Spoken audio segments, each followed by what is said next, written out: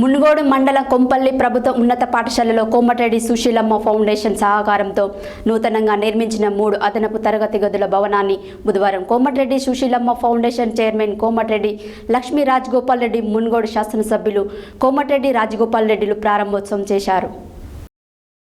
మునుగోడు మండలం కోంపల్లి ప్రభుత్వ ఉన్నత పాఠశాలలో కోమటిరెడ్డి సుశీలమ్మ ఫౌండేషన్ సహకారంతో నూతనంగా నిర్మించిన 3 అదనపు తరగతి గదుల భవనాన్ని బుధవారం కోమటిరెడ్డి సుశీలమ్మ ఫౌండేషన్ చైర్మన్ కోమటిరెడ్డి లక్ష్మీ రాజగోపాల్ రెడ్డి, మునుగోడు శాసనసభ్యులు కోమటిరెడ్డి రాజగోపాల్ రెడ్డి ప్రారంభోత్సవం చేశారు.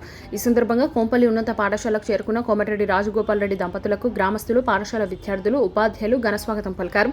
అనంతరం సుశీలమ్మ ఫౌండేషన్ చైర్మన్ కోమటిరెడ్డి లక్ష్మీ రాజగోపాల్ రెడ్డి మాట్లాడుతూ, ఇక్కడ విద్యార్థులు బాగుపడాలని ఆలోచన చేసి మా అత్తమ్మ పేరు మీద 30 లక్షల వ్యయం చేసి నిర్మించిన కార్యక్రమం ఇది ముందు ఇలాంటి సహాయాన్ని ప్రతి పాఠశాలకు ఎంతో చేయాలని ఆ భగవంతుని ఎప్పుడు ప్రార్థిస్తున్నానన్నారు.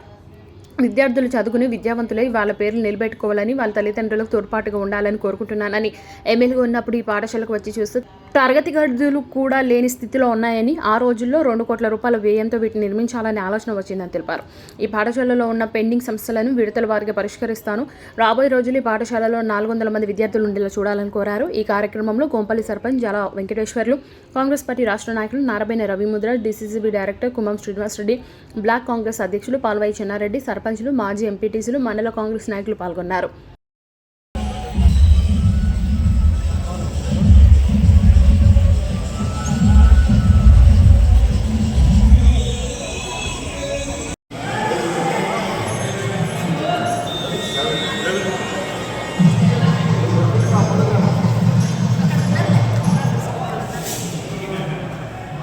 సార్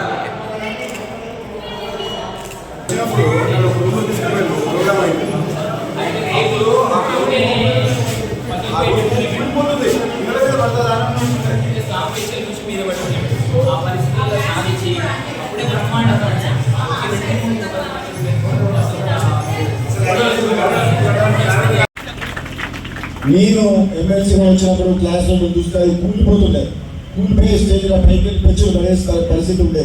అప్పుడు నేను ఎమ్మెల్సీ వచ్చినప్పుడు ఎంత అది చూసిన తర్వాత అనిపించింది, కొంపల్లి స్కూల్ను బ్రహ్మాండంగా తీర్చిదిద్దాలి, కట్టడే దీన్ని మంచిగా చేయాలని చెప్పి ఆలోచన ఆ రోజు మొదలైంది.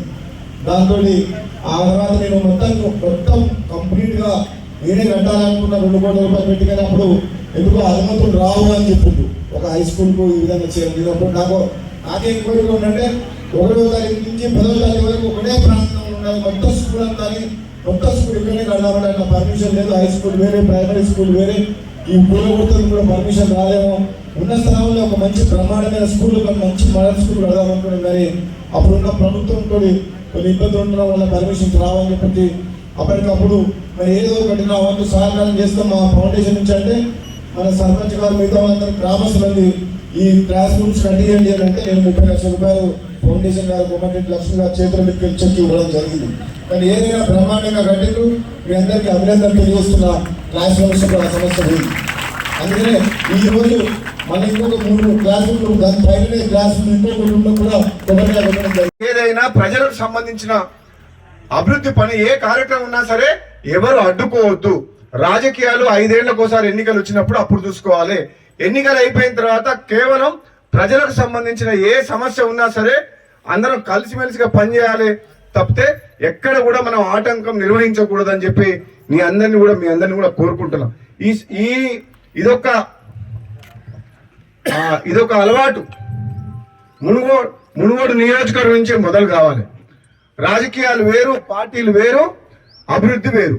ప్రజల కోసం ప్రభుత్వం పనిచేయాలి.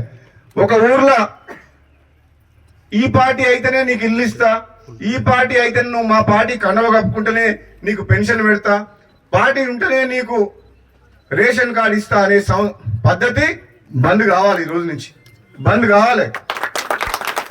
అర్హులైన ప్రతి పేదవాళ్ళందరికీ వాళ్ళు ఏ పార్టీ వాళ్ళైనా సరే వాళ్ళకి ఇల్లు రావాలి, రేషన్ కార్డు రావాలి, పెన్షన్ రావాలి. అవునా కాదా? మీరందరూ ఒప్పుకుంటున్నా? ప్రభుత్వం యొక్క సొమ్ము అది ప్రజల సొమ్ము, ప్రభుత్వం సొమ్ము పేదవాళ్ళందరికీ. ఎవరికి? అర్హులు.